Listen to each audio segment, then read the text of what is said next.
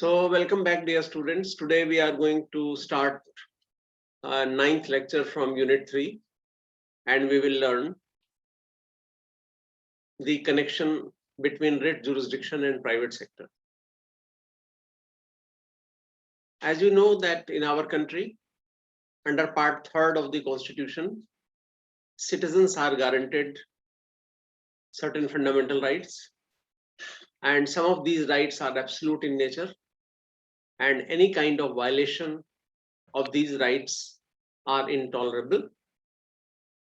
To safeguard the public interest and to ensure justice, citizens are provided with an option of filing a writ petition either before high courts under Article 226 or before the Supreme Court under Article 32.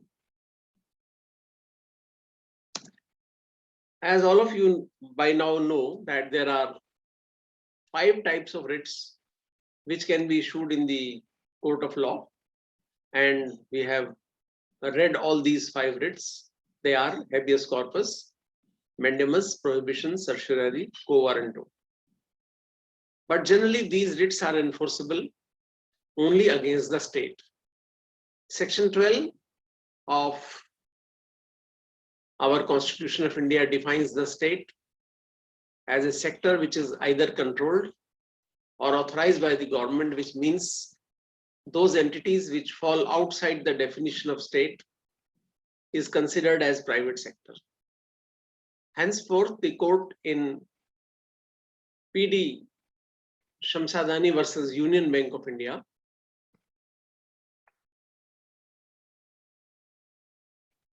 drew the distinction between public and private sector and held that fundamental rights are not enforceable against private sector, meaning thereby you cannot impress upon a person in a private sector to give reservation in the employment in his factory. These fundamental rights are enforceable only against the state.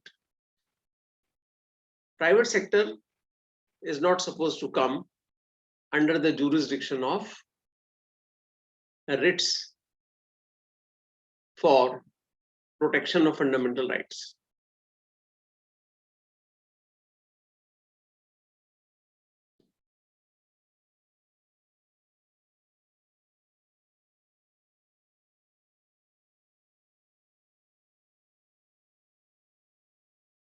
Dear students, we have read the application of fundamental rights.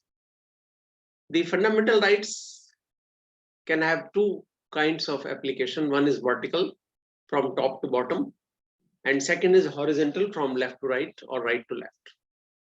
Violation of fundamental rights can be protected against public and private sector by vertical and horizontal application.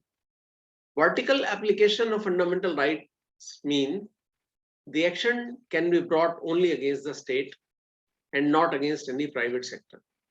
Contrary to this, horizontal application of fundamental rights can be enforced against private sector also. How? We'll see. You see, initially after the commencement of the Constitution, the vertical application of fundamental rights was sufficient. The reasoning behind it was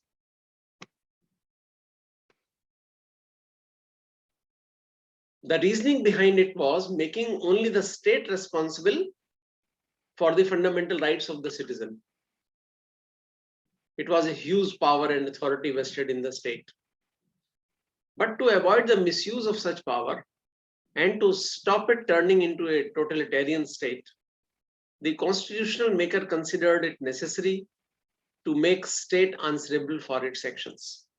State has to ensure the welfare of its citizens and is bound by the principle of non-discrimination, natural justice, and fairness.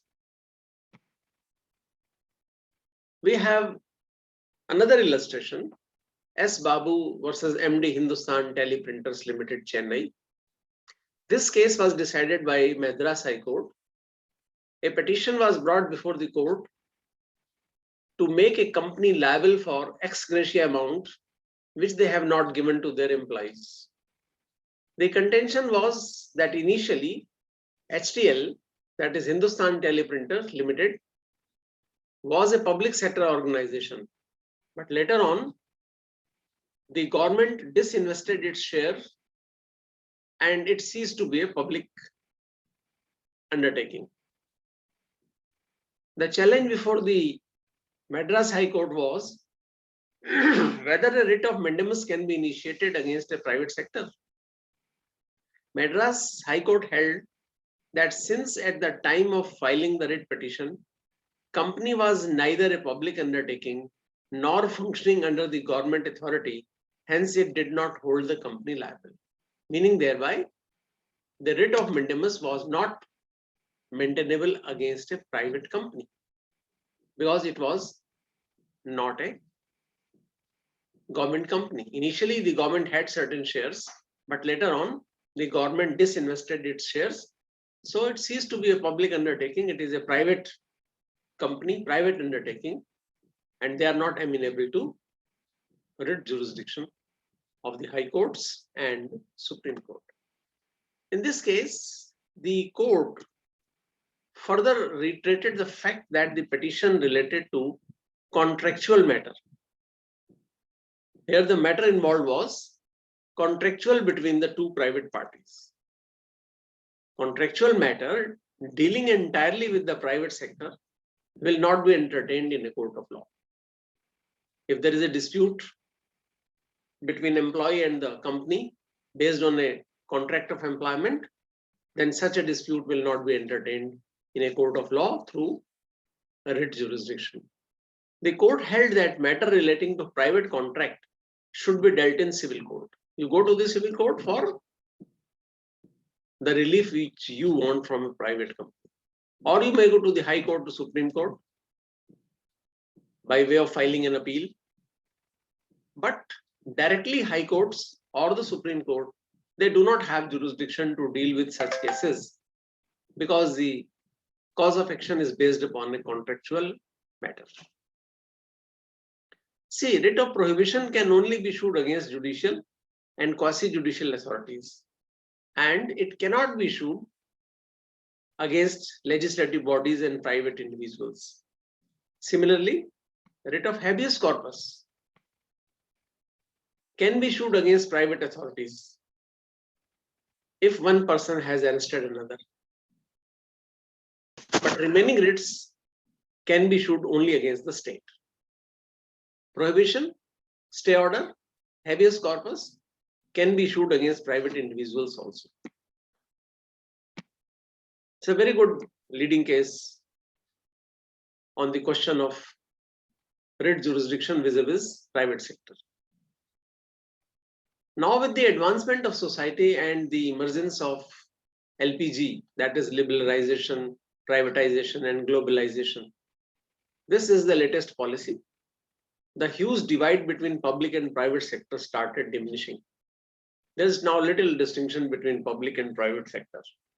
People have started recognizing their rights, and the fact that these rights are not only violated by the state, but also by the private bodies. To protect and safeguard the rights of an individual, in such circumstances, horizontal application of fundamental rights is implemented by the constitutional courts. Now let us see the enforceability of absolute rights. You see, there are certain fundamental rights which even the private sector cannot violate. And in case of violation of those rights, private sector could be held liable. Like, for example, Article 15 under Part 3rd of Constitution prohibits discrimination on the ground of sex, caste, race, or any kind of violation of these rights. Punishment is also there, both private and public sector, equally they are to be punished. Similarly, Article 17, 21, 23, 24, horizontal application of fundamental right is applied, and private individuals are also liable for violation of abolition of untouchability under Article 17, prohibition of trafficking in human beings, and forced labor and prohibition of employment of children in factories under Article 23-24 and protection of life and liberty under Article 21. So even private individuals are also liable if they are violating the norms written in Article 17, 21, 23 and 24. So from this point of view, private sector, private individuals are also liable and amenable to writ jurisdiction. Now, dear students, the latest issue with reference to writs is the privacy and the private sector. The important reason why the horizontal application of rights should be applied is the concern of privacy of an individual because of the advancing technologies. There are various ways by which today's expanding private IT sector could easily manipulate the data of individuals. Moreover, in such circumstances, actions are not taken by the court against the private sector, then it will further encourage these sectors to manipulate data to fulfill their ulterior motives. So in this scenario where data can be manipulated and calculated, the question of privacy of the private sector is definitely involved. In fact, if you see Article 21 of our Constitution, which deals with life and liberty of an individual state, it states that no person shall be deprived of his or her personal liberty except according to procedure established by law.